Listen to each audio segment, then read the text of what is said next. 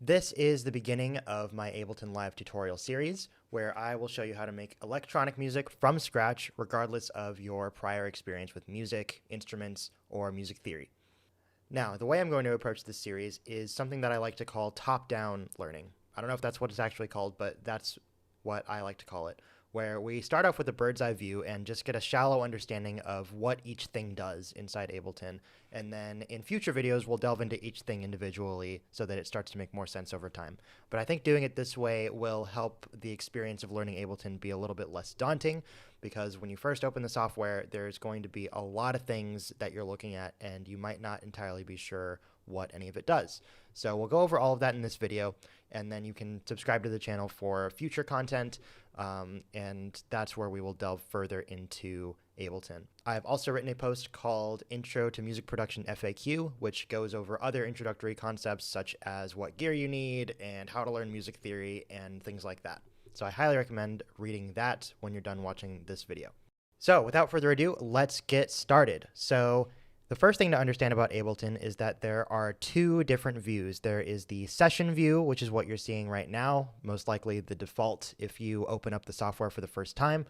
And then if you hit tab, you will see the arrangement view, which structures everything like a linear timeline from start to finish. And this is the view that we're going to start with because it is probably more familiar to anyone who has done any sort of audio or video editing work before. Now, if you're following along, I recommend hiding some of the panels to start out with that we're not going to need yet. So for example, if you hit this button here, you can show and hide the Explorer panel.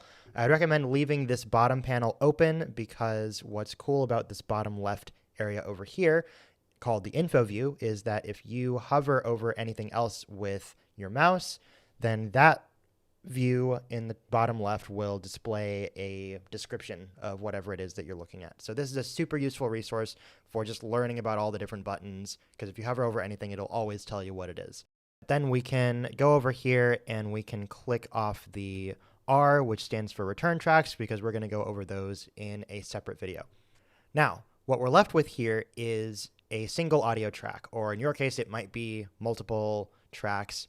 You can add tracks by right-clicking and clicking Insert Audio Track or Insert MIDI Track.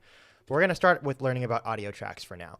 So an audio track is a track that lets you record and manipulate audio, and more specifically, it connects to an audio source. So for example, you'll see that whenever I speak into the microphone, this green bar goes up and down. So that means that this mic audio track is connected to my microphone audio source, which is input 1 on my audio interface. Now, I'm not going to get into the specifics of how to set up your audio interface or how to make sure that you have the right input source selected, because I want to cover all the different interface elements in a relatively quick manner. So let's say this is the only audio track that we have, and let's say that we want to record some audio into the timeline here so that we can start building out our song. At the top of the window, we have play, stop, and a record button. When you hit record, you'll hear a count in, and then this play indicator will start moving across the track, except you'll notice that nothing is being added to the timeline. Why is that? That is because whenever we record anything, we always need to hit this arm record button. And so we click that, then the track knows that I want to record on this track in particular. If we had another track, so for example, I'll right click and insert audio track, and then if I rename this other track, let's say maybe I have a guitar audio track. If I don't have this one selected, then that means it's not going to record any guitar. If I hold down Command or Control on Windows and then click that, then it'll start recording both the mic and the guitar, but I don't have a guitar plugged in, so that's not going to do anything at the moment. So just focusing on the one audio track, if we have the arm button selected and it is red, then when we hit record, we'll hear the count in again. And now it is recording everything I'm saying into the timeline. And so if we hit pause or if we hit stop, we can go ahead and click at the beginning and then hit the play button to hear it back. And now it is recording everything I'm saying into the timeline. And so if we hit pause or if we hit stop, beautiful. So that is how to record audio in Ableton. And what we've just done is we've recorded a clip. And it's important to remember that this is a clip because that will come in handy later in the video. But that is, in a nutshell, how audio tracks work. There's obviously a lot more that you can do with them. I haven't gone over the monitoring settings or the input and output settings that are available, because the only thing that's important to know right now is that audio tracks allow you to record audio into the timeline, or more specifically, into a clip. Now, MIDI tracks work a little bit differently than audio tracks. So I've just right-clicked and I clicked Insert MIDI Track, and now I have a new MIDI track. I can right-click this and rename it to whatever I want. I don't know what it's going to be yet, so I'm going to leave it at that for now. Now you'll notice that on this MIDI track, some of the buttons and options look a little bit different than the audio track. And that's because when we configure the input for a MIDI track, it's not recording my voice or a guitar or anything like that. It's not recording any audio input. It is recording MIDI input. And MIDI input is basically a protocol that lets you record notes. Now, what do I mean by that? Well, I have connected to my computer what is called a MIDI keyboard. So when I hit notes on this MIDI keyboard, you'll notice that we see these orange dots lighting up over here. And if I hit the record arm button to indicate that I would like to start recording some of the MIDI from this keyboard into Ableton, then you'll notice the orange dots lighting up on the right-hand side as well. So it is receiving digital input from my MIDI keyboard. But we're not hearing anything. Why are we not hearing anything? Well, because in order for the MIDI signals from my MIDI keyboard to be processed into audio, the thing that does the processing is called an instrument. To get a better idea of what this is doing, or what exactly MIDI is in comparison to audio, what we can do is, while this is armed to record, we can hit the record button again over here. And when I do that, I'm going to press some notes on the keyboard, and we're going to see what happens in the timeline.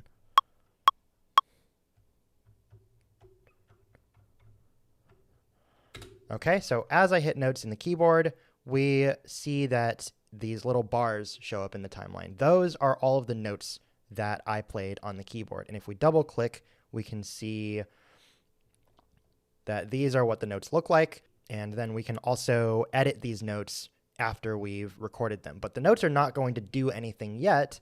If we play it back, we're not going to hear anything still because we don't have an instrument on the track. So these notes are useless without an instrument. Let's click on this track name over here in the bottom right to MIDI, or if you're not seeing that, then click on the track itself up here and then click that button. And then you should see this drop an instrument or sample here. Now, where do we get instruments from? Well, that is where the browser panel comes in. So if you click this button, you will see the browser. And the browser is this big window that displays all of these things that you see right here: sounds, drums, instruments, audio effects. And most of these are things that Ableton comes with, although if you scroll down, you can see that you can actually customize a lot of this and add your own instruments, samples, things that you've downloaded from the internet. This is where you're going to see all of that stuff. Now for our instrument, we're just going to go with some of the stuff that Ableton comes with. So if you click on sounds or instruments, this is basically the same thing, but just organized a little bit differently. We'll get into that later. But if you click on sounds, you can see all the different categories of sounds we have. We have bass, brass, effects, etc., pads. And so we're gonna get a nice bass going. And if this button is highlighted in blue, then that means we'll get to hear all these instruments and preview them as we're selecting them. So I'll just go down the list here. This one sounds cool. I'm gonna go with this. And so, by the way, if you're previewing an instrument and it keeps going, you can just click anywhere outside of it to make it stop. So we've selected this 106 bass, and just to show you again, I will hit Command Z to undo that, and then go ahead and drag that over here, or you can double click if you have the track selected, although I recommend dragging because if you have the wrong track selected, then it'll create a new track, or sometimes it'll replace the instrument on a different MIDI track. So I don't recommend double clicking. I recommend always clicking and dragging down here, or you can also click and drag to an empty spot if you want to create a new MIDI track, or you can click and drag to an existing MIDI track to drag the instrument to that track. Now that we have the instrument loaded on this MIDI track, you'll notice that it automatically changed the track name to 106 bass. The instrument is called 106 bass that we just dragged. And of course, if we don't like that name, we can always rename it to whatever we want. We can just rename it to bass if we want by right-clicking and then clicking rename, or by selecting the track and doing Command R or Control R. But now that we have the instrument here, let's play back the clip that we had already recorded and see what happens. So once again, we recorded MIDI into the timeline. That MIDI just gets recorded as notes, not audio, but then they get processed during playback by the instrument into audio. So if I were to remove this instrument by right-clicking and clicking delete, then once again, we're not going to hear anything because those notes have nowhere to go. But if we edit and undo to get the instrument back, then... So that is, in a nutshell, the difference between audio and MIDI tracks. Once again, audio just gets recorded as is, whereas MIDI records the notes that you play on your keyboard or on whatever other MIDI device you have and converts them to audio using an instrument. You can get instruments from the Explorer in Ableton, and I didn't mention this part yet because we're going to go over it later, but you can also download plugins from the internet and use those as instruments as well.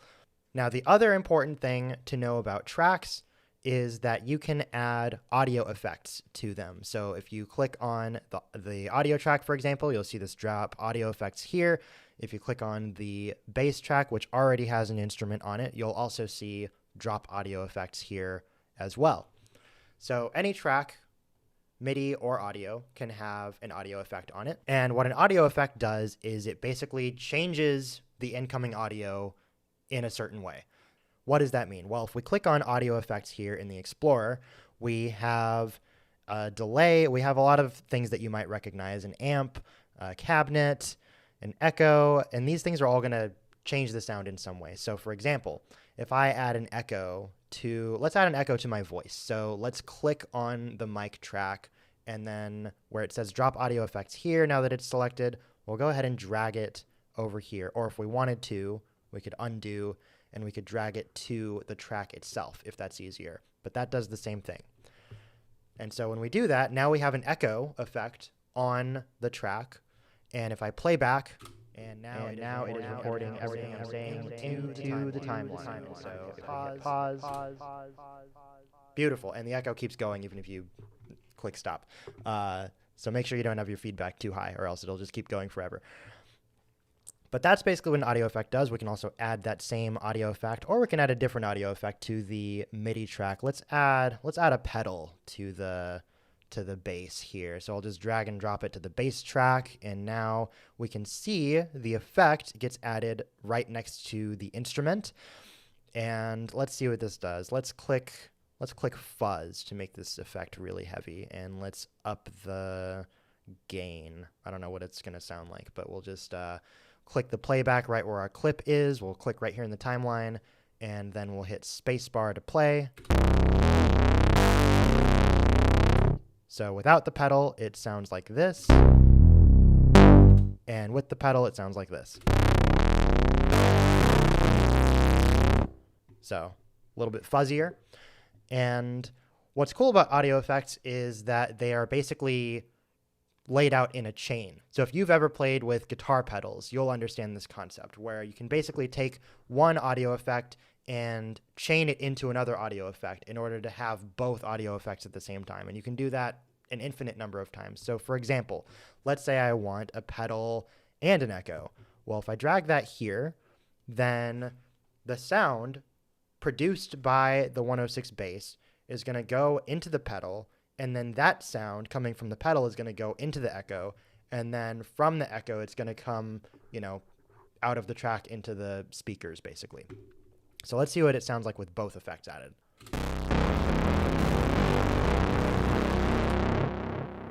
Doesn't sound great, but this is not a sound design course. This is an Ableton course. Now that we've gone over some of the fundamentals around tracks, we can get into what I think is the most exciting part of Ableton, and that is we're going to hit the tab button to go to the session view. So now we're back in the session view, and you'll notice that in the session view, our two tracks are laid out vertically instead of horizontally. We have our mic over here, and we have our bass over here. Now, the way that session view works is that each track has these rectangles in them. And what do these rectangles do? Well, these contain clips. This is why I wanted you to remember that when we were recording, I'll hit tab again to go to the arrangement view, we created clips by recording into the timeline. Well, these clips, if you were to right-click and copy, and then hit tab and right-click and paste, now that clip is inside our session view, and we can drag it to any of these lines, and we can organize any of these clips any way that we want. And so if we hit play on that, it'll start playing, although I'm going to first, now that I have this track selected, I'm going to turn off the echo instrument so that doesn't get too annoying. But I'll hit play, and then I'll hit stop up here to stop playback. And now it is recording everything I'm saying into the timeline. And so you can hear it plays just the same way it plays in arrangement view. And we can store as many clips as we want in here. And the nice thing about session view is that these clips are stored in a non-linear fashion. It doesn't have to be part 1 goes here and part 2 goes here. We can order these however we want. And when you have several different clips along several different tracks, then what you can do is you can start mixing and matching those clips. And this will be a useful way for you to brainstorm ideas for your project. So, mixing a different drum loop with a different bass line, for example. So to demonstrate how that works, we're going to work with some more traditional loops. And what's nice about the clips in Ableton is that you actually have access to a bunch of clips that come with Ableton. And these clips are drum loops, synth loops, bass lines, effects, all sorts of stuff that you can just drag into your project. So for example, let's say I'm looking through, so I'm in the Explorer, I've hit the clips category, and let's say I want to scroll to, let's see, I'll find an 808 electro. That sounds cool. Let's click it, and then this will preview it for us. Or actually, we have to hit the preview button in order for it to preview. It might already be selected on yours, but let's hit the preview button, and let's listen to this clip right here. All right, that sounds cool. I'm going to drag that into an empty spot in our project, and it's going to do something really cool.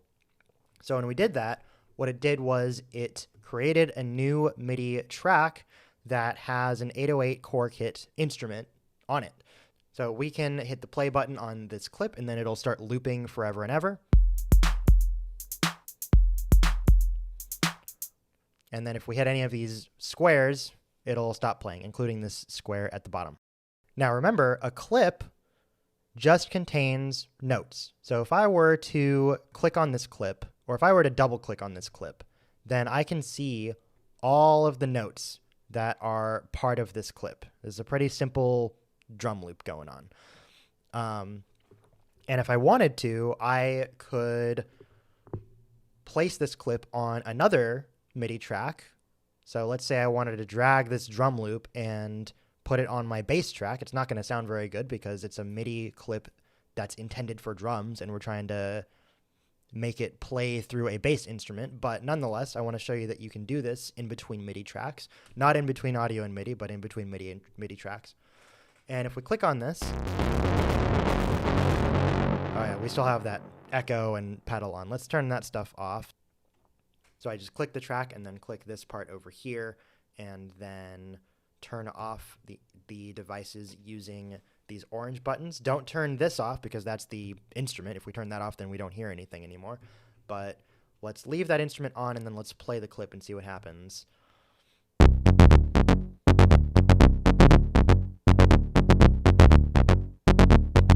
It actually doesn't sound terrible for a drum loop that's playing through a bass instrument. So you can really go wild with these MIDI clips and mix and match them and copy them to different MIDI tracks, copy them to different instruments and stuff like that. So what I'm going to try here is I'm going to right-click this, I'm going to copy it and paste it back onto this drum kit where it came from, and I'll delete this, or I'll move this mic down. And the reason I'm going to do that is because I'll show you something cool. If we hit this play button over here on the master track and on row 1 where these other clips are, then what it'll do is it'll start playing both of those clips at the same time on the bass track and the drum track. So let's try that.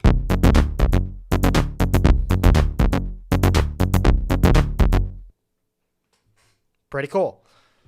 So let's say I want to create a new bass line. So the first thing I'm going to do is I'm going to hit the record arm button here, which you'll remember from the arrangement view. If I hit tab again, that's the same button that you see here, this record arm button. It's just horizontal tracks instead of vertical tracks, but the tracks are just the same.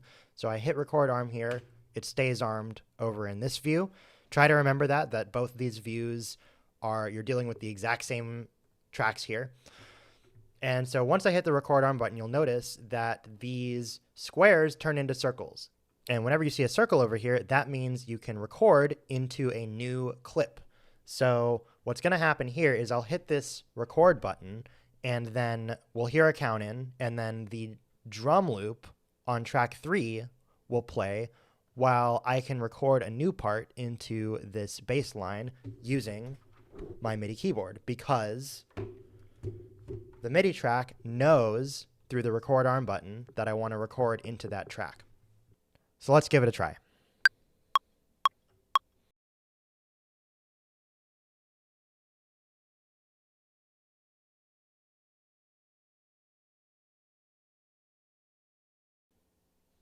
Okay, something's wrong with my latency, so I can't record a proper bass line right now because the delay is too much when I press notes right now. I don't know what's wrong with my computer. But if we were to browse for a different instrument where latency doesn't matter as much, for example, I'll hit the sounds category over here and I'll go into pad, and let's find a pad.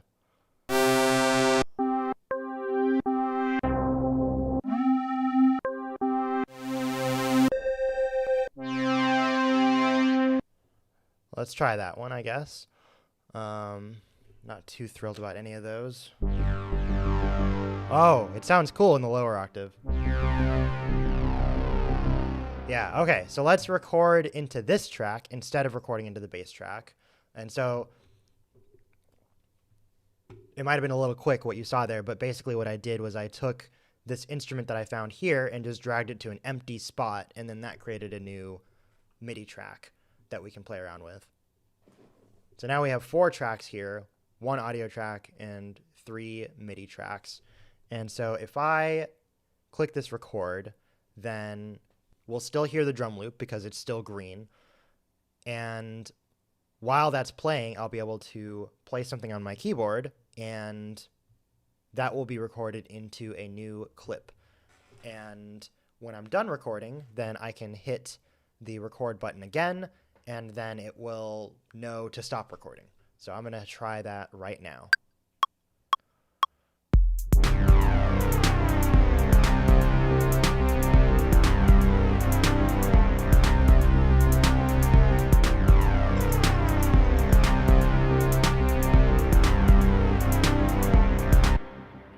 Okay, not bad. It started a little bit late, like I said, because of the latency. I don't know what's going on with that. But what I can do is when I double click this, then this MIDI clip shows up in the bottom window, and I can drag my mouse, click and drag to select multiple notes, and I'll just drag from the end and go ahead and extend them out here. And now it starts at the beginning, just like it should. Perfect. What I could also do if I wanted to do that sort of thing automatically, make everything snap to the grid, is I could right click, I could select all of the notes with Command A or Control A, and then right click and quantize, and now you'll see everything snapped to the grid, although sometimes it snaps to the wrong place, so you still have to deselect all the notes by clicking outside and then manually move them over here. And then let's see what that sounds like. I'll hit spacebar to play. And the reason it's playing these two clips is because, once again, they're both highlighted in green, so they're always going to play whenever I hit play, no matter what.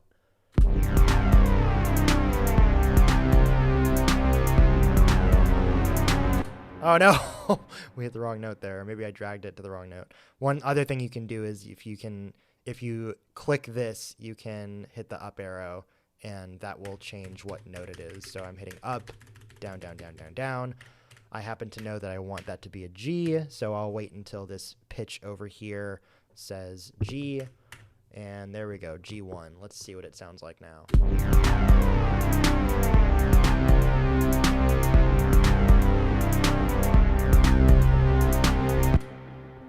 Cool, and then if we want this to play as well, then we can do that. But what I'll show you is that these play buttons are actually very smart. So if it's already playing and then I hit this in the middle, it'll know to actually start playing it on the beat. So I'll show you what that sounds like.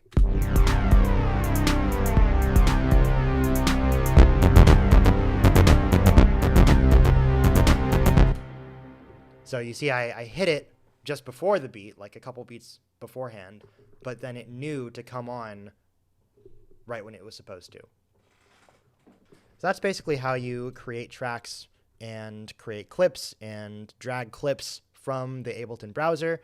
Of course, there's a lot more that you can do with clips, a lot more that you can do with the different instruments at your disposal, but I wanted this to be a brief overview of the Ableton interface and how it all works. Hopefully that didn't go too fast for y'all. You can feel free to ask me questions in comments or messages about any of this stuff, and I will have future videos that expand on all of these ideas. And don't forget to check out that blog post, the Intro to Music Production FAQ. And with that said, thank you for watching. I'll catch you in the next one.